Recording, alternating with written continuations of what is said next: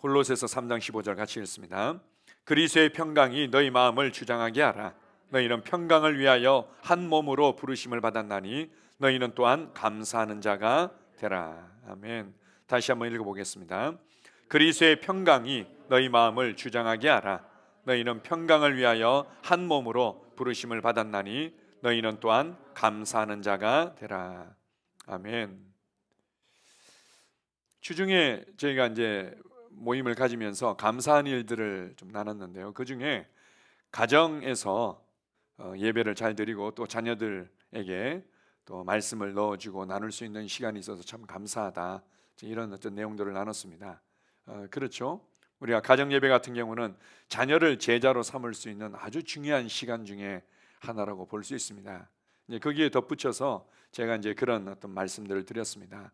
아이들이 어릴 때는 또 부모님의 보호와 또 인도 가운데 잘 따라오게 되는데, 아이들이 커가면서 어떻게 아이들에게 중요한 부분들을 잘 짚어주고 이끌어주지 않으면은 은연중에 우리 자녀들이 문화적인 그리스도인이 될 수 있습니다. 문화적인 그리스도인이라는 의미는 그냥 하나의 삶의 습관이고 그냥 익숙한 삶의 그냥 패턴일 뿐이죠. 그래서 겉으로 봤을 때는 예배 잘 드리는 것 같고, 겉으로 봤을 때는 뭐 이제 성경 기절도 잘 고백하고 시키면 시키는 대로 큐티도 잘하는 것 같은데, 그러나 막상 자신의 그 친구들과 또 자신이 또 중학생이 되고 고등학생이 되고 대학생이 됐을 때 어울리게 될 환경 가운데서는 좀 그리스도인답지 않은 모습으로 나타날 때도 있습니다. 우리가 특별히 우리 모태신앙이라고 하는 어머니의 뱃속에서부터 저는 교회 생활 시작했어요 라는 분들 보면 성실하고 꾸준하게 잘 성장하신 분들도 있지만 의외로 많은 경우에 문화적인 그리스도인들이 많은 거죠. 그냥 예배 드리는 건 그냥 자연스럽고 익숙할 뿐이지 그 이상이 없는 겁니다. 그래서 그런 부분에 우리가 자녀들에게 멘토링하고 자녀들에게 신앙을 잘 전수하며 이끌어줘야 될 포인트들이 있다면 이제 한 3가지 정도 함께 우리가 이제 나눴었습니다. 예전에도 우리가 뭐 가정에 관한 설교들을 나눌 때 나누는 내용과 비슷하지만 이번에는 조금 더 좀 구체적인 부분들을 나눠봤는데요. 문제를 지혜롭게 다루는 삶, 신뢰하고 존중하는 삶을 보여주는 거 너무 중요한 거죠. 특별히 우리가 이제 지내다 보면 부부 싸움을 할 수밖에 없는 뭐 그런 부분들이 있습니다. 의견이 안 맞고 또 습관이나 어떤 기질들이 안 맞아서 의견이 충돌하고, 그러다 보면은 또 언성이 높아지기도 하고. 근데 아이들은 그 상황에서 굉장히 그 강한 압박감과 불안감을 느끼거든요. 어른들은 그냥 우리 의견이 안 맞아서 그냥 감정적으로 조금 소리가 높아진 것뿐이야, 아무렇지도 않아 이러지만, 아이들이 느끼는 그 압박감, 불안감은 훨씬 더 강도가 큰 것들을 보게 됩니다. 어쩔 수 없는 부분들이 있을 수 있겠죠. 이게 성장해 가는 과정이니까. 그런데 지혜로운 부모라면 이게 나온 대로 이런 겁니다. 부부싸움을 설사 보여주더라도 그걸로 끝나는 것이 아니라 동시에 어떻게 화해하고 어떻게 갈등을 해결하는지를 함께 보여주는 겁니다. 의도적으로. 저희도 이제 저하고 저희 아내하고 말다툼하고 의견이 안 맞아서 막 속상해하고 얼굴을 붉힐 때가 왕왕 있었죠. 그런데 그때마다 저희들이 좀 더 주의를 기울였던 부분들은 아이들에게 엄마 아빠가 어떻게 소통해서 어떻게 화해하고 어떻게 갈등을 해결하는지를 함께 보여주려고 애를 썼던 부분들이 있습니다. 그렇게 할 때 문제는 있을 수 있지만 얼마든지 문제를 이렇게 해결할 수 있구나, 갈등이 있을 수 있지만 갈등을 이렇게 해결해 나갈 수 있구나, 그리고 그 가운데서 얼마든지 서로서로 신뢰하고 존중하고 배려하는 이러한 어떤 삶의 방식을 훈련할 수 있구나, 이제 배워가는 거죠. 두 번째로 제가 이렇게 아이들을 키우면서 보니까 뭐 저희 아이들도 여전히 참 저희가 기대하는 대로 잘 커준 부분도 있지만 여전히 또 부족한 부분도 있고 성장해 가야 될 부분들이 있는데, 아이들이 중학생이 되고 고등학생이 되고 대학생이 되니까요, 의외로 부모로부터 그리고 교회로부터 영향을 받는 것보다는 친구들과 세상의 영향을 많이 받습니다. 세계관이 왜곡되기 시작하고 인생관이 왜곡되기 시작하는 거죠. 은연중에 그냥 문화적인 그리스도인이 뭔가 좋은 그리스도인처럼 여기면은 예배 잘 드려, 그냥 시키면 시키는 대로 또 말씀에 실제 뭐 하고 나름대로 큐티도 따라해. 그런데 세상을 바라보는 관점과 인생은 이게 좋은 인생이에요, 그래, 인생에서 성공하려면 이렇게 해야 돼요. 이런 것들이 세상적인 가치관으로 은연중에 물들어 있는 겁니다. 그래서 나중에는 조금 시간이 지나면서 뭔가 말이 안 통하는 것들을 느끼기 시작하죠. 그런 면에서 아이들이 커가는 과정 가운데 다른 것보다도 아이들이 뭔가 자기 재능을 잘 개발하느냐 이쪽보다도 어떻게 이 세계관이 만들어져 가고 있는지, 인생에 대해서 어떻게 바라보고 있는지, 이런 부분들을 잘 관찰하면서 대화하면서 바르게 이끌어주는 것, 성경적인 세계관, 성경적인 인생관을 이끌어주는 게 너무 중요합니다. 아이들이요, 전혀 아닌 것 같은데 은연중에 진화론적인 세계관과 그것에 영향을 받은 인생관들의 영향을 받습니다. 사회주의적이고 공산주의적인 어떤 그런 영향, 또 심리학적인 그런 어떤 세계관과 인생관의 은연중에 영향을 받고 젖어드는 거죠. 친구들을 통해서, 세상의 정보들을 통해서, 그리고는 뭐 주변의 영화나 드라마를 통해서 그렇게 되는 겁니다. 면밀히 관찰해주고 이끌어줄 필요가 있죠. 그리고 세 번째로 중요한 부분들은 기도 훈련을 반드시 시켜줘야 됩니다. 기도 훈련을 통해서 개인적으로 정말 하나님이 정말 살아계시는구나, 우리와 함께 하시는구나, 이것을 신뢰하고 확신할 수 있도록 도와주어야만 되는 거죠. 아이들이 뭔가 이제 좀 예배 드리고 기도 조금 한다고 그래서 얘는 좋은 성실한 그리스도인이구나 이렇게 오해할 수 있는데요, 정말 사실적으로 내가 개인적으로 정말 하나님이 나와 함께 하세요, 하나님은 우리와 함께 해요 라는 것들을 확신 있게 말할 수 없다면 그거는 정말 이후에 세상의 삶 가운데로, 세상의 현장 가운데로 들어가면 그냥 휩쓸려 떠내려갈 수 있는 거죠. 그리스도인들도 사실은 이런 표현들을 많이 합니다. 확신이 없는 거죠. 하나님이 살아 계신 것 같아요, 하나님이 나와 함께 하시는 것 같아요, 내 기도에 응답하시는 것 같아요, 그리고 말씀을 통해서 내게 말씀하시는 것 같아요. 이렇게 하는 이상 언젠가는 휩쓸려 가게 되어 있는 겁니다. 하나님이 함께 하십니다, 내 기도에 응답하세요, 말씀을 통해서 내게 말씀하고 계십니다. 이제 이렇게 말할 수 있는 확신은 개인적인 주님과의 관계를 통해서, 특별히 기도 훈련을 통해서 그런 부분들을 경험할 수 있습니다. 부모가 이런 부분들을 잘 이끌어 줄 때 아이들이 안정감을 가지고 정말 편안한 심령 가운데 자라가게 되는 거죠.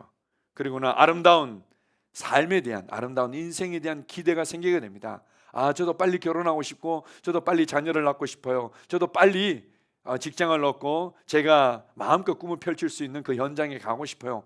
이 아름다운 삶에 대한, 인생에 대한 기대가 생기는 거죠. 그리고 삶에 대한 지혜와 통찰이 생기고, 그리고 무엇보다도 비전을 가슴에 품도록 그렇게 이끌어 줄 수가 있게 됩니다. 바른 성경적인 세계관과 인생관과 가치관이 제대로 들어가기만 하면 당연히 살아가야 될 의욕과 열정이 생기고 하나님이 주신 이 비전들을 가슴에 품게 되죠. 부모들이 지혜가 없고 어리석게 행하는 것 중에 하나가 뭔가 하면, 아이들의 재능을 발견하고 재능을 잘 개발시켜주면 얘가 좋은 인생, 성공된 인생을 살 거라고 생각해서 재능을 개발시켜주는 일에 너무 전념을 하는 거죠. 그래서 뭐 피아노 학원, 미술 학원, 웅변 학원에 요즘 많아져, 스피치 학원, 그리고는 뭐 또 무슨 학원, 그래서 계속 이렇게 과외를 시키기도 하고 또 학원에 보내기도 하고 그렇게 합니다. 재능만 어떻게 개발되어지면 애가 잘 살 거라고 오해를 하는 거죠. 그게 아니라 하나님께서 주신 비전을 가슴에 품도록 도와주면 거기로부터 열정이 나오고, 거기로부터 자기가 무엇을 해야 되는지를 붙잡을 수 있게 됩니다. 주중에 있었던 이런 부분들을 이제 함께 나누면서 제가 이제 자녀들을 보면서, 그리고 성도들을 보면서 알 수 있는 것은, 마음의 어떤 이런 평안, 안정된 심령, 이것은 수평계와 같다. 수평계와 같아서 이게 수평이 안 맞으면은 싸우면 싸울수록 나중에 더 흔들릴 수 있는 위험이 높아지는 것처럼, 우리 가운데 하나님이 주신 평강, 우리 가운데 주신 이 평안한 심령, 이것은 우리의 삶의 수평계와 같구나. 이런 부분들을 다시 한번 인식하면서 오늘 하나님의 평강에 대해서 좀 나누고자 합니다. 자, 데살로니가후서 3장 16절을 같이 한번 읽겠습니다. 평강의 주께서 친히 때마다 일마다 너희에게 평강을 주시고 주께서 너희 모든 사람과 함께 하시기를 원하노라. 아멘. 자, 다시 한번 읽어보겠습니다. 평강의 주께서 친히 때마다 일마다 너희에게 평강을 주시고 주께서 너희 모든 사람과 함께 하시기를 원하노라. 아멘. 구약 성경과 신약 성경 모두에서 하나님이 어떤 분이신가를 많이 계시해 주시는데 그 중에 하나가 하나님은 평강의 하나님이시다. 구약에서는 그 부분을 여호와 샬롬이라는 이름으로 계시해 주시죠. 하나님은 평강이시다. 하나님은 샬롬이시다. 이렇게 얘기합니다. 구약 성경에 이 샬롬이라는 히브리어 단어가 신약 성경에는 에이레네라는 단어로 이렇게 이제 번역되어지고 사용되어져서 평안, 평강, 때로는 화평 이런 이제 우리 그 한자 번역으로 사용되어지고 있는데 같은 의미라고 생각하면 됩니다. 이것은 계속되던 어떤 전쟁 상태가 종식되어진, 전쟁이 종식됨으로 말미암아 고요하고 평안한 상태. 한번 생각해 보십시오. 계속 포성 소리, 폭격 소리, 비행기 소리, 그다음에 이 미사일 총 소리 이제 이런 소리가 있다가 딱 그쳤을 때 그 조용하고 고요한 상태. 이게 이제 구약의 단어로는 샬롬이라고 그러고 신약으로는 에이레네, 우리가 그것을 평강이라고 얘기를 하죠. 그러나 그뿐만 아니라 평화, 번영, 만족, 행복, 안전, 성취 이런 부분에 동일한 단어를 쓰고 있습니다. 이것은 하나님의 본성이고 하나님이 그러신 분이고 그 하나님은 때마다 일마다 우리에게 평강을 주시는 분이다. 그분은 우리의 때마다 일마다 항상 평강 가운데 평강의 삶을 살아가기를 주님이 너무나 원하시죠. 하나님의 뜻은 우리를 책망하시고 우리를 어려움 가운데 두셔서 정신 차리게 하시는 거, 항상 우리는 뭔가 하나님을 엄하고 인색한 분으로 생각하는 종교적인 그림을 가지고 있는데 하나님은 평강이시고 때마다 일마다 우리가 평강 가운데 걷기를 원하시는 분이다. 그런데 우리가 하나님과 하나님의 말씀을 마음에 두기 싫어하고 떠났을 때 하나님과 하나님의 말씀과 그 부르심을 잃어버렸을 뿐만 아니라 또 우리가 생명을 잃어버렸을 뿐만 아니라 동시에 생명으로 말미암은 이 평강을 잃어버렸음을 잘 보여주고 있습니다. 저 하나님 없이도 저도 그냥 하나님처럼 살 수 있을 것 같아요. 하나님 없이도 제가 들은 정보에 의해서 좀 다른 인생을 살 수 있을 것 같아요 라면서 하나님과 그분의 말씀을 거절하는 순간 모든 것을 잃어버렸는데 그 중에 아주 중요한 부분을 말씀하고 있습니다. 깊은 하나님의 신성하고 초자인 평강을 잃어버린 거죠.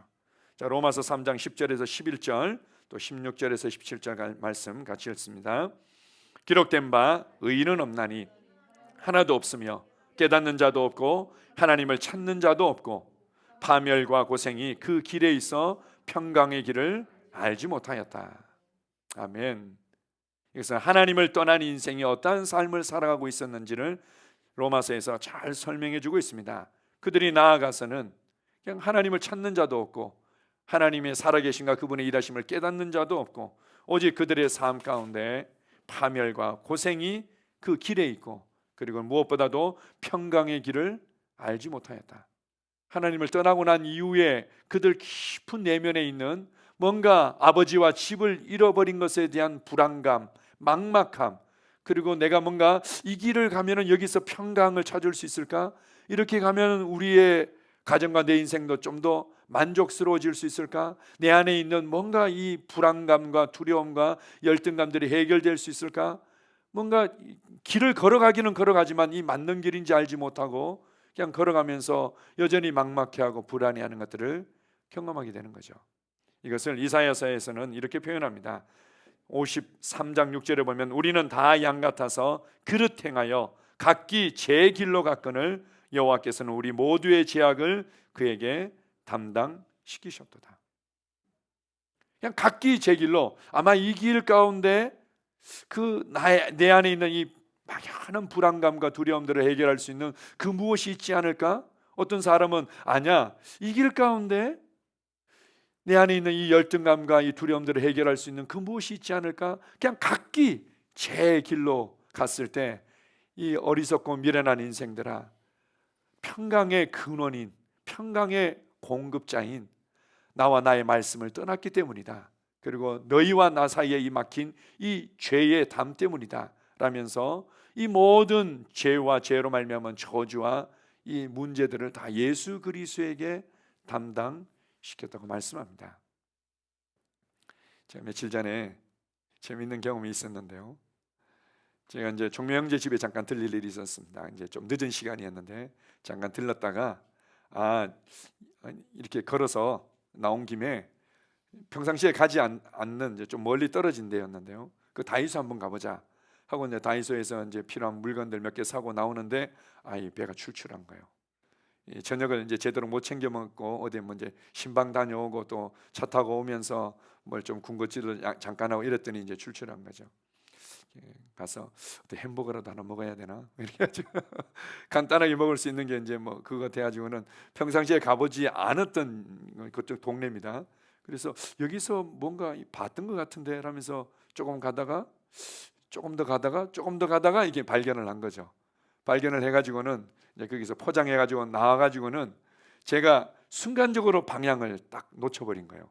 제가 들어갈 때 이쪽으로 들어갔는데 제가 나오면서 시끌시끌하고 도로에 그 어떤 사고가 나고 이러면서 그게 빼앗기면서 이쪽이라고 순간적으로 생각을 했던 거죠.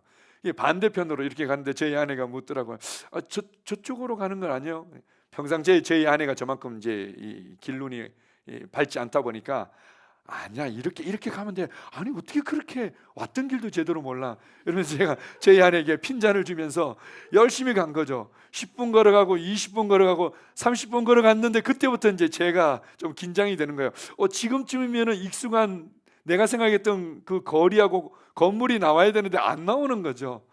저희 아내가 중간중간에 저쪽이었던 것 같은데 저쪽이었던데 그냥 나만 믿고 따라와. 나 믿지? 막 이러면서 거의 30분 넘게를 걸어간 거죠. 가지고 제가 이제 그때 정신이 든 거예요. 이거 아닌 것 같다라고는 이제 생각을 해보니까 제가 포장해서 나올 때 반대편으로 이제 나왔던 거죠. 걸어갈 걸 생각하니까 1시간 넘게 다시금 걸어가야 되니까 도저히 안 되겠다 해가지고는 택시를 불러가지고는 택시를 타고는 가다 보니까 이거 걸어가겠다고 마음을 먹었으면 큰일 날 뻔했겠다. 택시가 가도 집이 안 나오는 거지. 그래가지고는 제가 이제 집에 늦게 도착해가지고는 뭔가 이 긴장된 햄버거를 우리 먹었던 이제 경험이 있습니다. 아내한테 너무 미안하기도 하고 제 아내가 그러더라고요. 이제는 좀 내 말도 좀 들으라고. 길만큼은 내가 당신보다 더 잘 아는데 이렇게 제가 실수하는구나. 그때 제가 막연한 내가 여기서 헤매다가 더 어두워질 수도 있고 더 문제가 될 수도 있겠구나 이런 경험을 했는데 마찬가지죠. 인생이 스스로 길을 만들면서 걸어가지만 이 길이 정말 맞는 길일까에 대한 막연한 불안감, 막연한 그런 그 두려움들을 모든 인생들이 다 가지고 있는 거죠. 보십시오. 여러분 삶의 주변에서 나름대로 명예도 있고 직위도 있고 뭐 돈도 잘 벌고 자녀들도 잘 되는 것 같아서 뭔가 당당한 것처럼 살아가지만 누구에게나 설사 외적으로는 그렇게 보일지 몰라도 깊은 속에 그런 인생에 대한 자신의 삶에 대한 막연한 불안감과 공허함들을 다 가지고 있습니다. 주님께서 그것을 다시금 회복시켜 주기 위해서 우리를 찾아오신 것입니다. 요한복음 14장 27절을 같이 읽습니다. 평안을 너희에게 끼치노니 곧 나의 평안을 너희에게 주노라. 내가 너희에게 주는 것은 세상이 주는 것과 같지 아니하니라. 너희는 마음에 근심하지도 말고 두려워하지도 말라. 주님께서 이렇게 말씀하십니다. 나의 평안을 내가 너희에게 주기를 원한다. 많은 사람들이 두려워하고 불안해하고 근심하고 이제는 그럴 필요가 없다. 나의 평안을 너희가 소유하기만 한다면, 나의 평안을 내 심령 가운데 온전히 뿌리 내리도록 하기만 한다면 근심할 이유도 불안해할 이유도 두려워할 이유도 없다. 주님의 평안이라고 얘기를 합니다. 주님이 소유했던 평안을 우리에게 주시는 거죠. 폭풍이 일고 바람이 이는 상황에서도 주님은 그냥 편안하게 잠을 주무시고 그 문제를 향해서 고요하라, 잠잠하라, 담대히 말씀하시고, 그리고는 귀신들이 난리를 피면서 사람들을 고통스럽게 하는 순간에서도 귀신아 떠나가라 이렇게 말씀하시고, 사람들이 그냥 시기와 분노에 의해서 예수님을 낭떠러지게 해서 떨어뜨리고자 하실 때도 그 가운데를 유유히 걸어갔던 예수님께서 누리셨던 그 초자연적인 평강, 예수님께서 누리셨던 상황과 사람들과 문제에 의해서 결코 요동하지 않았던 그 놀라운 평강을 내가 너희에게 주기를 원한다. 이 평안은 말이야, 세상이 주는 것과 달라. 세상이 줄 수 있는 것들이 있죠. 대표적으로 우리가 물질적인 거, 약물적인 걸 통해서 하는 우리 마약 종류 같은 경우도 막 긴장되고 두렵고 불안한 상황에서 그런 것들을 이렇게 몸에 주입하게 되면은 편안해지는 부분들이 있죠. 그러나 그것은 계속해서 몸을 파괴하고 더 강한 것들을 맞게 하는 중독성을 이제 가지고 있는 거예요. 세상이 줄 수 있는 거 다르다. 남자와 여자를 통해서 또한 명예와 인정을 통해서 받을 때 마음이 편안해지고 내 삶이 뭔가 안정된 것 같죠. 그럴 때 주님께서 이렇게 말씀하십니다. 내가 주는 평안은 그런 것과 다른 거야. 깊은 신성하고 초자연적이고 내면적인 나의 평안이야. 그것을 주시기 위해서 주님께서 친히 대가를 지불하셨습니다. 이사야서 53장 5절을 같이 읽습니다. 그가 찔림은 우리의 허물 때문이요 그가 상함은 우리의 죄악 때문이라. 그가 징계를 받음으로 우리는 평안을 누리고 그가 채찍에 맞음으로 우리는 나음을 받았도다. 주님께서 십자가에 오르기를 한편으로는 기뻐하셨다는 거죠. 그렇게 불안 가운데 공허함 가운데 살아가는 그들에게 이제는 나의 평안을, 나의 생명을, 나의 모든 것을 줄 수 있겠구나라는 그것을 기대하시면서 그 과정을 통과하셨던 거죠. T.L. 오스모 목사님은 이 말씀과 이 복음에 대해서 이렇게 표현합니다. 복음을 한마디로 얘기를 하면 신성한 교환이다, 이렇게 표현하죠. 복음을 한마디로 얘기할 때 신성한 교환이라는 거예요. 예수님께서 우리의 불의를 가져가셔서 자신이 불의가 되시고, 그리고는 자신의 의를 우리에게 주시죠. 우리의 슬픔을 가져가셔서 슬픔의 사람이 되시고 우리에게 자신의 기쁨을 주시죠. 여기에서 이렇게 말합니다. 그분의 그 찔리시고 상하시고 징계를 받으시고 채찍을 맞으심으로 말미암아 우리의 모든 불안과 공허함과 삶의 두려움들을 가져가시고 그분의 평강을 우리에게 주신 거죠. 우리가 지금 누리고 있는 이 깊은 그리스도 안에서의 평강은 어마어마한 대가를 지불하고 값없이 은혜로 주어진 것입니다. 신성한 교환이 그리스도 안에서 이루어진 거죠. 그래서 이사야 32장 17절에 이렇게 말합니다. 하나님의 공의가 만족되어졌을 때 이 공의로 말미암은 열매가 있는데 그것은 화평이고 공의의 결과는 영원한 평안과 안전이다. 하나님 앞에서 하나님의 공의가 만족되어지고 우리도 하나님 앞에서 의롭다고 인정받고 난다면 더 이상의 불안과 두려움과 그런 그 공허함들이 우리의 삶을 도둑질할 수 없는 거죠. 공의로 말미암은 열매는 화평이고 하나님과 우리 사이에 화목과 화평으로 말미암은 평강과 번영의 삶이 주어지는 거고, 그리고는 공의의 결과는 영원한 평안과 안전이라고 말씀하고 있습니다. 자, 로마서 5장 1절도 같은 말씀을 보여주고 있습니다. 같이 읽습니다. 그러므로 우리가 믿음으로 의롭다 하심을 받았으니 우리 주 예수 그리스도로 말미암아 하나님과 화평을 누리자. 우리가 믿음으로 의롭다 하심을 받았으니 우리 주 예수 그리스도로 말미암아 하나님과 화평을 누리자. 그 바로 전절 로마서 4장 25절을 보게 되면 예수님은 우리가 범죄한 것 때문에 내 줌이 되고 우리를 의롭게 하시기 위해서 살아나셨느니라. 이 부활이라는 것은 바로 의인의 증거이고 승리자의 증거인 거죠. 그런데 우리가 예수 그리스도의 부활을 믿을 때 그분의 부활에 참여하게 되고 그분의 부활에 연합하게 되는 거죠. 그래서 나 또한 예수 그리스도의 그 부활에 연합 안에서 의롭게 되고 승리자로 태어나는 것입니다. 너희가 이 모든 것들을 믿음으로 의롭게 됨으로 말미암아 이제는 하나님과 화평을, 하나님과 평강을, 하나님과의 에이레네를 누리게 되었다. 이것을 이제는 누리는 삶이 내 앞에 열려졌다는 거죠. 이제는 예수 그리스도로 말미암아 하나님과 우리 사이에 막힌 담이 다 허물어지고 이제는 그 평강의 하나님의 그 모든 평강들이 성령님을 통해 우리 안에 부어진 것입니다. 이제는 우리 안에 부어진 이 평강을 누리는 삶이 우리에게 열려진 거죠. 주님께서 부활하시고 제자들에게 찾아오셔서 제일 먼저 선포하신 말씀은 평강이 있을지어다. 아마 당시에 히브리어 언어로 말씀하셨다면 샬롬 이렇게 하신 거죠. 샬롬, 평강이 있을지어다. 이제는 주님으로 말미암은 평강의 삶이 우리에게 열려진 것입니다. 이것은 초자연적이고 신성한 것이고 우리에게서 빼앗아갈 수 없는 거죠. 성령님을 통해서 우리 영 안에 부어진 것이기 때문입니다. 오늘 본문 말씀에 보게 되면 이제는 이 평강이 나를 다스리게 하고 이 평강이 내 삶을 장악하게 하고 이 평강이 나의 심령으로부터 흘러가도록 하는 부분들을 우리가 알고 믿음으로 협력하기만 하면 됩니다. 자, 빌립보서 4장 7절을 먼저 한번 읽어보겠습니다. 그리하면 모든 지각에 뛰어난 하나님의 평강이 그리스도 예수 안에서 너희 마음과 생각을 지키시리라.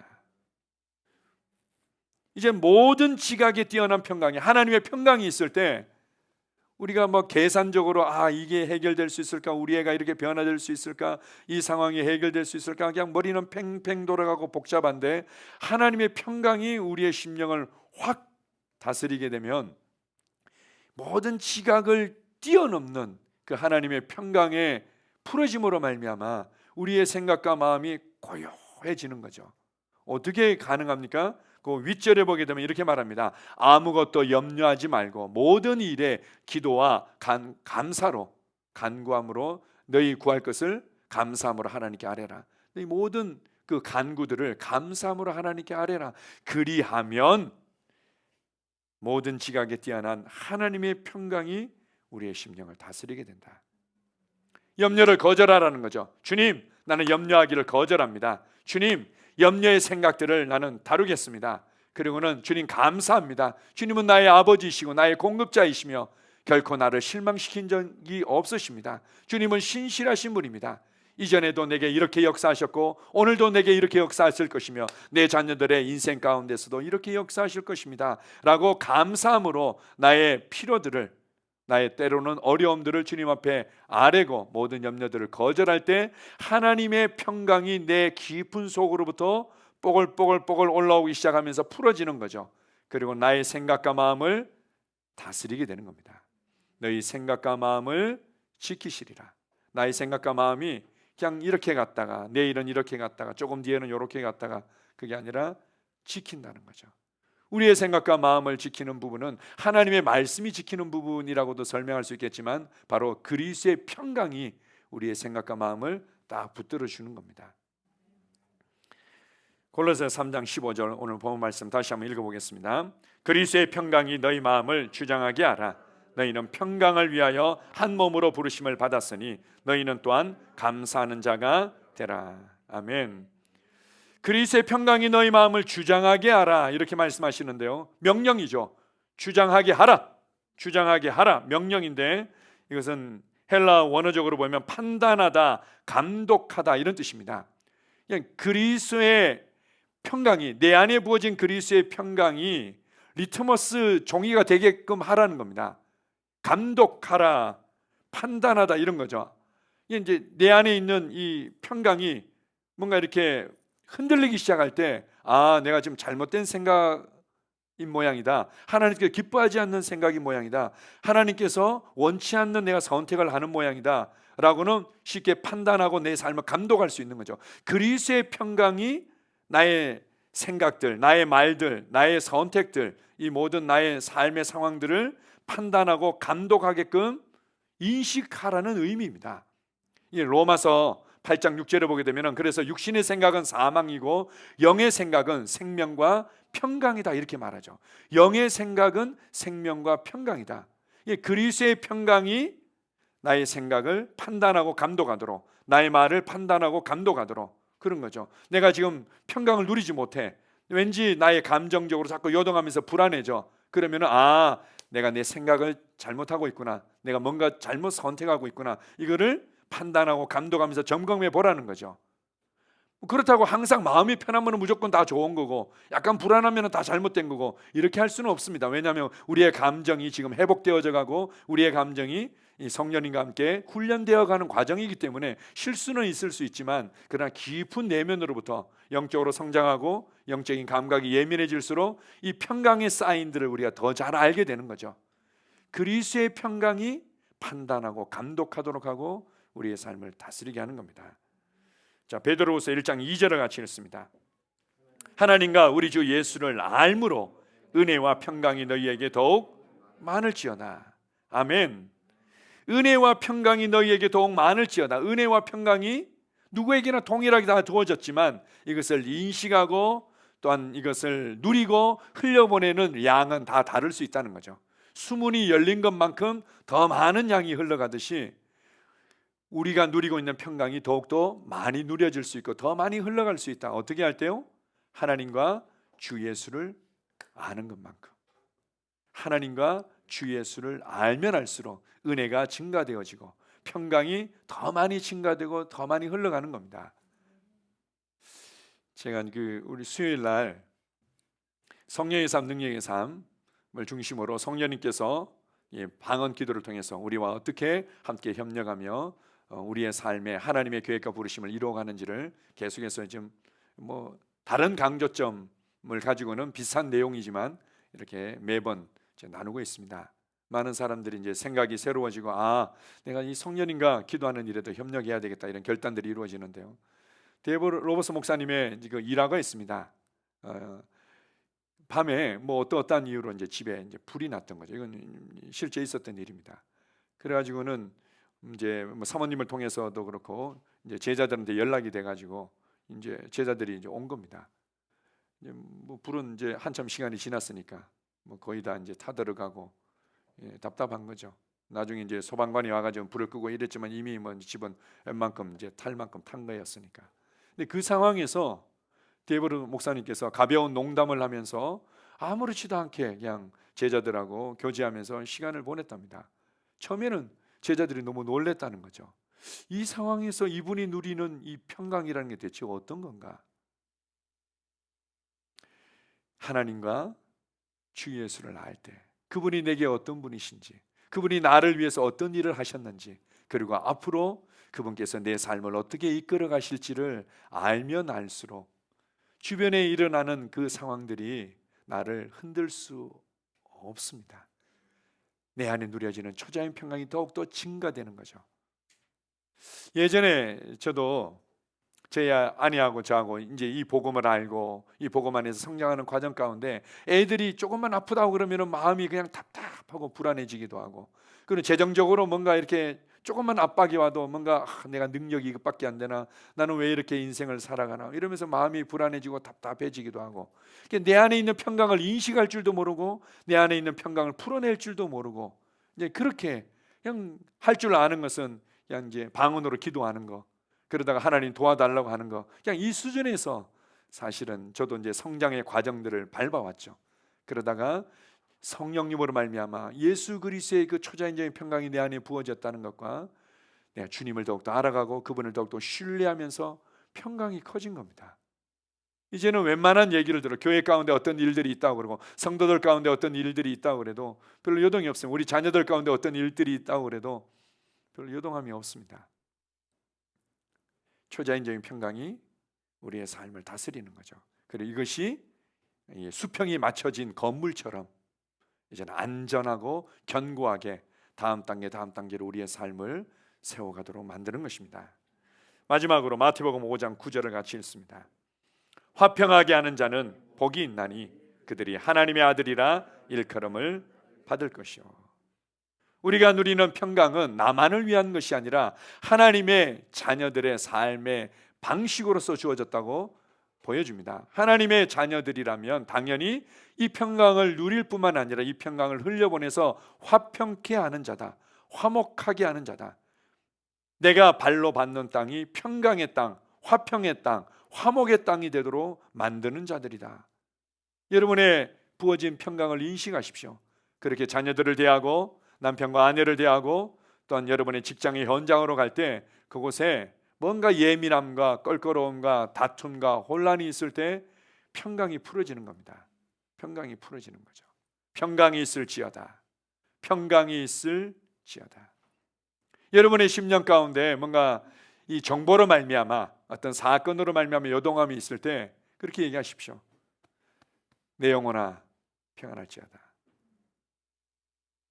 내 영혼아 주님을 송축하며 내 영혼아 평안할지어다. 여러분 가정 가운데 평강이 있을지어다. 자녀들이 감정적으로 요동하고 이럴 때 그냥 손을 얹고, 안 그러면 어깨나 등에다 손을 얹고는 평강이 있을지어다. 평안할지어다. 선포할 수 있는 거죠. 한국 사람들 뭔가 이렇게 몇 명만 모이면 벌써 이렇게 끼리끼리 편이 갈려진다고, 이게 조선시대부터 뭐 그 이전부터 있었던 뭐 기질이다 뭐 이런 얘기를 하는데, 그거는 뭐 타락한 인간의 본성이죠. 그런데 그리스도인들은 화평케 하는 자다. 그리스도는 화평케 하는 자다. 이 평강을 누리고 이 증가된 평강을 가지고 교육의 현장에 가시고, 또한 사업의 현장에 가시고, 또 정치의 현장에 가시고, 문화와 예술의 현장에 가시고, 의료 현장에 가시고, 여러분이 만나는 사람들의 가정 가운데로 가져가십시오. 주님께서 우리를 통한 하나님의 나라는 성령 안에서 누리는 의와 평강과 희락이라. 바로 평강을 풀어놓을 때 그곳에 하나님의 나라가 임하는 것입니다. 하나님의 나라가 확장되는 거죠. 하나님의 자녀에게 주어진 삶의 방식이고 부르심인 줄 믿습니다. 아멘. 따라서 고백하겠습니다. 하나님의 평강이 내 안에 주어졌습니다. 나는 그리스도 안에서 의롭게 되었습니다. 나는 하나님과 화평을 누리는 자입니다. 하나님의 평강이 나의 마음을 다스립니다. 하나님의 평강이 나의 생각을 다스립니다. 그리스도의 평강이 내 삶을 판단하게 할 것입니다. 하나님의 평강이 내 안에서 더욱더 증가되고 있습니다. 나는 화평케 하는 자입니다. 아멘. 내가 누구인지를 인식하고 그렇게 가는 사람과 그렇지 않은 사람과 다른 모습으로 나타납니다. 이것을 인식하고 가십시오. 싸움이 그치는 것들을 경험할 것입니다. 예민하고 혼란스러움이 그치는 것들을 경험하게 될 것입니다. 아멘. 기도하겠습니다. 아버지 하나님, 감사합니다. 우리가 하나님과 하나님의 말씀을 떠나서 하나님을 잃어버렸을 때, 무엇보다도 우리의 깊은 심령 가운데 있었던 그 초자연적인 신성한 평강마저 잃어버렸습니다. 평강을 잃어버린 인생이 얼마나 불안해하며 얼마나 깊은 공허함과 염려 가운데 살아가는지요. 그러나 예수님께서 다시금 우리를 찾아오셔서 나의 평안은 세상이 주는 것과 다르다. 세상이 주는 많은 것들이 있지 않느냐? 돈을 통해서, 인정을 통해서, 남자와 여자를 통해서, 그리고는 네가 생각하는 그 어떤 모습을 통해서 이루어질 것 같았지만, 나의 평안은 세상이 주는 것과 다르다. 나의 근원이시며 나의 모든 공급자가 되시며 나의 삶의 근원 되신 그 주님으로 말미암아 주어진 평강이 있음을 인하여 감사합니다. 내게 이 초자연적이고 신성한 평강을 주시기 위해 주님께서 친히 대가를 지불하셔서 감사합니다. 나를 위하여 슬픔의 사람이 되셨고 나를 위하여 평강을 주시기 위해 모든 대가를 지불하셨음을 감사합니다. 이제 주님과의 화평을 누리며 이 평강을 인식하고 이 평강이 나의 삶을 판단하며 감독하게 하고, 그리고 이 평강을 누릴 뿐만 아니라 나의 삶의 현장에 풀어내는 자로 살아갈 것입니다. 나는 내가 누구인지 압니다. 나는 평강의 사람입니다. 나는 화평케 하는 자입니다. 나는 하나님의 아들의 모습으로 나타나게 될 것입니다. 주님 감사합니다. 이런 삶을 주신 주께 감사드립니다. 예수님 이름으로 기도합니다. 아멘.